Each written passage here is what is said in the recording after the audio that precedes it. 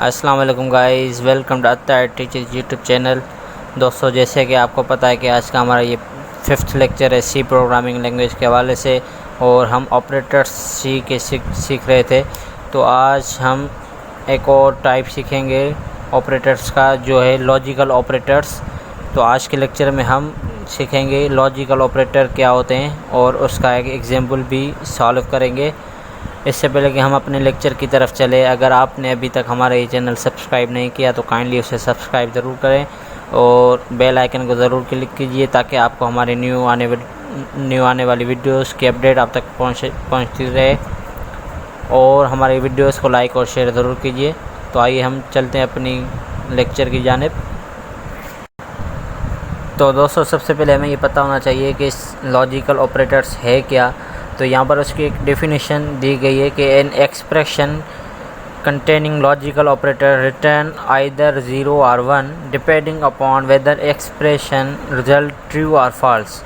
इसका ये मतलब है कि एक एक्सप्रेशन होती है जिसमें हम लॉजिकल ऑपरेटर यूज़ करते हैं और वो उसकी जो रिज़ल्ट रिटर्न करता है आइदर 0 में रिटर्न करता है आइदर 1 पे।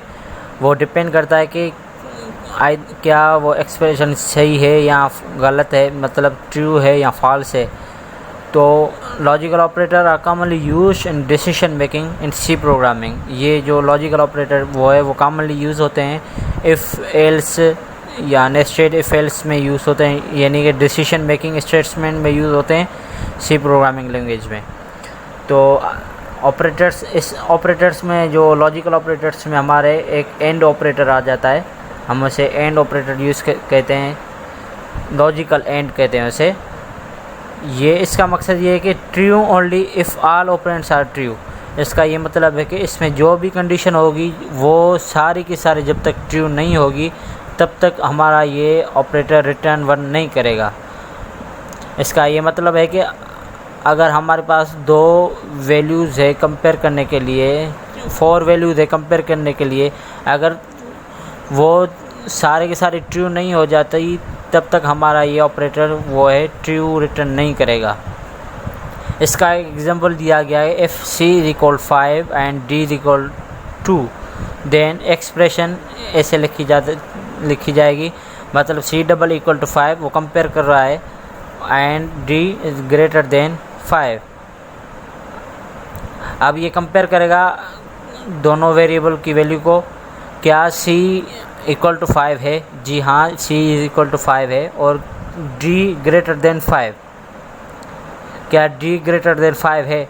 नहीं, D > 5 नहीं है, बल्कि लेस देन है 5 के।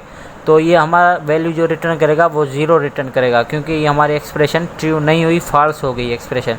अब देखिए, यहाँ पर 2 कंडीशन है, एक C को कंपेयर कर रहा है उसकी वैल्यू से और दूसरा D को कंपेयर कर रहा है उसकी वैल्यू से। तो अगर हमारे ये दोनों एक्सप्रेशन ट्रू हो जाएगी तब भी हमारा ये एक्सप्रेशन ट्रू होगा, अदरवाइज़ हमारा ये एक्सप्रेशन फॉल्स होगा। इस ऑपरेटर्स में ये दूसरा ऑपरेटर आ जाता है लॉजिकल ऑर के नाम से।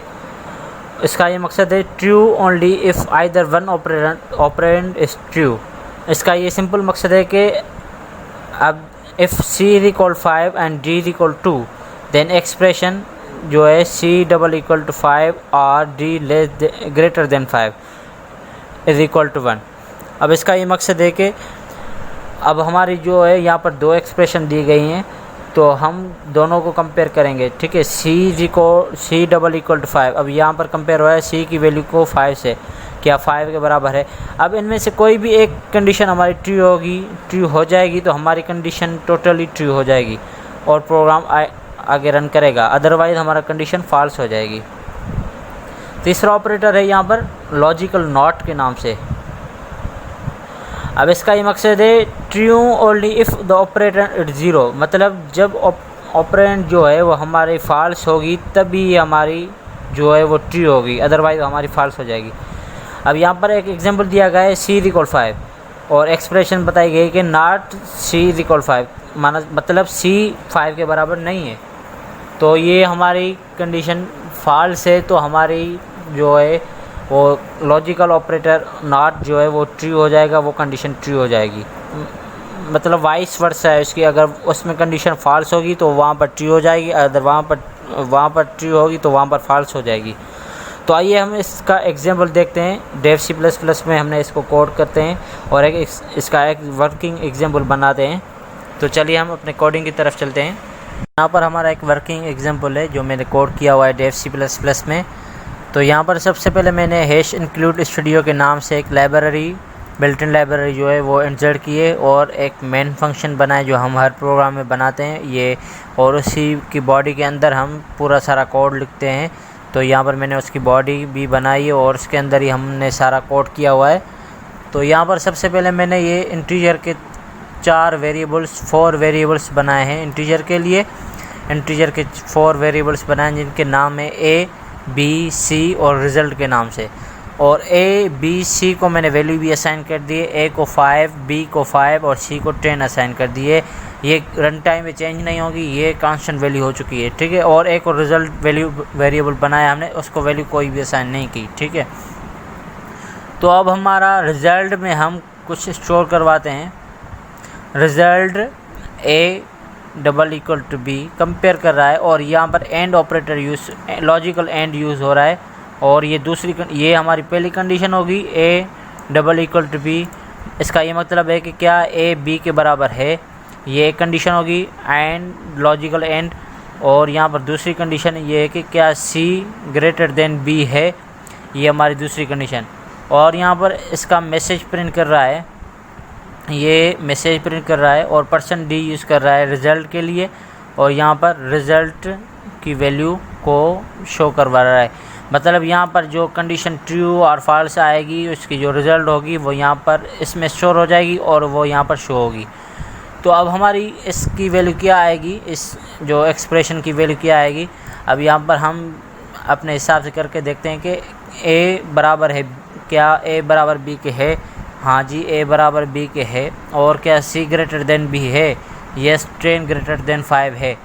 तो अब हमारा इसका रिज़ल्ट क्या आना चाहिए 1, मतलब ये कंडीशन ट्रू है हमारी, ये B बराबर है आपस में और ये जो है वो ग्रेटर देन है B से। तो हमारी कंडीशन ट्रू है टोटली, तो दोनों कंडीशन ट्रू है तो हमारी पूरी एक्सप्रेशन ट्रू हो जाएगी और रिज़ल्ट आएगा 1। ऐसे ही हमने फिर रिज़ल्ट का वेरिएबल यूज़ किया है और फिर सेम कंपेयर किया है A और B को। और अब हमने एंड ऑपरेटर लगा के C लेस देन B कर दिया। क्या C लेस देन B है, मतलब 10 लेस देन 5 है, ये कंडीशन हमारी, ये तो कंडीशन ट्रू है हमारी A कंपेयर टू B, मतलब A B के बराबर है। मगर C जो है वो B से लेस देन नहीं है, C तो ग्रेटर देन है। तो यहाँ पर हमारी ये कंडीशन जो है वो फॉल्स हो जाएगी। तो अब इस लॉजिकल एंड का मतलब ये है कि दोनों कंडीशन हमारी जब ट्रू होगी, ये और ये दोनों कंडीशन जब हमारी ट्रू होगी तो रिज़ल्ट 1 आएगा। कोई भी एक कंडीशन फॉल्स हो गई, मतलब जैसे ये हमारी एक कंडीशन फॉल्स हो रही है तो हमारा रिज़ल्ट जो है 0 हो जाएगी। तो अब यहाँ पर जो आंसर आएगा वो हमारा 0 आएगा इसका। ऐसे ही हमने रिज़ल्ट का फिर जो वेरिएबल यूज़ किया है और A और B को आपस में कंपेयर किया है और यहाँ पर और ऑपरेटर यूज़ किया है और C less than B use किया है सेम एज। तो अब यहाँ पर R का मतलब क्या है कि दोनों में से या दोनों सही हो या कोई एक भी सही हो गई तो हमारी कंडीशन ट्रू है, अदरवाइज मतलब एक्सप्रेशन ट्रू है, अदरवाइज हमारी एक्सप्रेशन फॉल्स है। अब हमारी मतलब ये कंडीशन ट्रू है और ये फॉल्स है तो भी हमारी जो एक्सप्रेशन है ना वो ट्रू हो जाएगी और रिज़ल्ट 1 आ जाएगा। अगर हमारी दोनों कंडीशनें जो है वो फॉल्स हो जाती हैं तो हमारी रिज़ल्ट भी फॉल्स में आएगा, मतलब 0 आएगी। तो यहाँ पर देखिए A B के बराबर है, ठीक है, ये कंडीशन तो ट्रू है। और ये जो है condition C less than B, ये कंडीशन फॉल्स है। अब यहाँ पर और ऑपरेटर लॉजिकल और यूज़ हुआ है तो हमारा इसका ये मतलब है कोई भी एक कंडीशन ट्रू हो गई तो हमारा रिज़ल्ट ट्रू आ जाएगा। तो ये कंडीशन ट्रू है तो हमारा रिज़ल्ट भी ट्रू आ जाएगी। ऐसे ही हमने रिज़ल्ट का एक और वेरिएबल, ये सेम वेरिएबल यूज़ किया है और A not equal to B use किया है और ऑपरेटर यूज़ किया है C लेस देन B के। अब यहाँ पर क्या है कि हमारी दोनों कंडीशनें फॉल्स हैं, मतलब कि A B के बराबर है, पर यहाँ पर कह रहा है नॉट इक्वल टू, मतलब ये कंडीशन फॉल्स है। क्योंकि ए नॉट इक्वल टू बी नहीं है, ए इक्वल टू बी है, तो ये हमारी कंडीशन फॉल्स है। और सी लेस देन बी नहीं है, मतलब 10 लेस देन 5 नहीं है, 10 तो ग्रेटर देन 5 है, तो हमारी ये कंडीशन भी फॉल्स है, ये कंडीशन भी फॉल्स है। तो अब हमारा जो मैसेज प्रिंट होगा वो फॉल्स होगा, मतलब 0 होगा। ऐसे ही हमने जो है इसका यहाँ पर नॉट ऑपरेटर यूज़ किया है, not A bracket A not equal to B, मतलब जो है ए बी के बराबर नहीं है नॉट, और यहाँ पर भी नॉट दिया है, मतलब ये हमारी कंडीशन ट्रू हो जाएगी और रिज़ल्ट ट्रू आ जाएगी। और यहाँ पर हमने दिया है A double equal to B, मतलब ए बी के बराबर है, पर यहाँ पर क्या दिया है नॉट का, तो ये हमारी कंडीशन फॉल्स होगी और हमारी जो रिज़ल्ट होगी वो 0 आ जाएगी। तो आइए अब हम इसका आउटपुट देखते हैं। ये हमारा इसका आउटपुट आएगा, मैंने कंपाइल और रन किया है। अब हमारे जहन में रहे कि हमारी वैल्यू जो है ए की 5, बी की 5 और सी की 10 है, तो इस हिसाब से हम कंपेयर करेंगे अपना आउटपुट और अपनी वैल्यूज़ को देखेंगे। ये हमारा प्रोग्राम कंपाइल हो रहा है और नो एरर्स आ गए हमारे। ये हमारे देखिए आउटपुट आ गया है। अब यहाँ पर देखिए A is equal to A B के बराबर है और C less greater than B है, ये हमारी पहली कंडीशन जो थी वो दी गई है। तो ये दोनों कंडीशन ट्रू थी, तो हमारी जब आंसर जो है 1 आया है एंड ऑपरेटर में। ये एंड ऑपरेटर का ये मकसद है लॉजिकल एंड का कि दोनों कंडीशन ट्रू होगी तो हमारी एक्सप्रेशन ट्रू हो जाएगी, अदरवाइज़ हमारी एक्सप्रेशन फॉल्स होगी। जैसे यहाँ पर हमारी ये जो है कंडीशन वो फॉल्स है और ये ट्रू है, तो हमारी एक्सप्रेशन भी फॉल्स हो जाएगी और आंसर रिटर्न करेगा 0। ये ऑपरेटर और ऑपरेटर है, ये हमारे इसमें से भी एक कंडीशन ट्रू है एक फॉल्स है, तो भी हमारा कंडीशन ट्रू हो जाएगी क्योंकि यहाँ पर और ऑपरेटर है। अगर हमारे दोनों कंडीशन फॉल्स है तो हमारे और ऑपरेटर में भी फॉल्स आ जाएगा। और ये नॉट इक्वल टू है, इसमें फॉल्स ये हमारी ट्रू हो गई स्टेटमेंट क्योंकि नॉट डबल टाइम है। और यहाँ पर हमने देखा कि ए कंपेयर टू बी है पर नॉट आ गई ये सिंबल, तो ये कंडीशन हमारी ट्रू फॉल्स हो गई, तो हमारे आंसर भी 0 प्रोवाइड करेगा। तो ये हमारा एक सिंपल वर्किंग एग्जांपल था एंड लॉजिकल एंड और लॉजिकल और लॉजिकल नॉट के साथ, कि उसका यूज़ कैसे होता है। तो उम्मीद है कि आपको ये एग्जांपल और इसकी थ्योरी समझ आ गई होगी। ये बिल्कुल एक सिंपल एग्जांपल था और हम इसे फर्दर दूसरे एग्जांपल्स में भी यूज़ करते रहेंगे। उम्मीद है आपको ये हमारी वीडियो समझ आ चुकी होगी। तो अगर आपने अभी तक ये हमारा चैनल सब्सक्राइब नहीं किया तो काइंडली उसे सब्सक्राइब कर दें और चैनल वीडियोस पे फीडबैक ज़रूर दें ताकि हमें पता चले, और कमेंट्स और शेयर ज़रूर कीजिए। Thank you for watching, thank you to join us.